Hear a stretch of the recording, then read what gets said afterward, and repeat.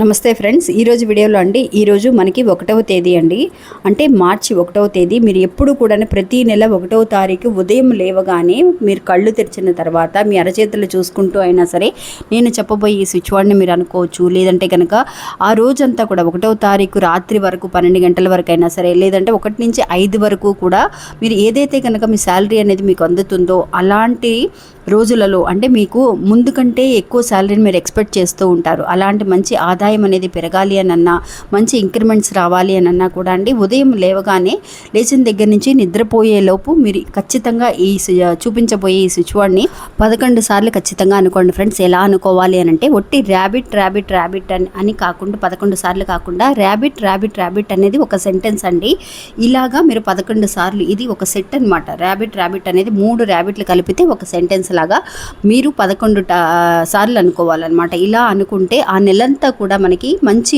ఆదాయం అనేది పెరుగుతుంది.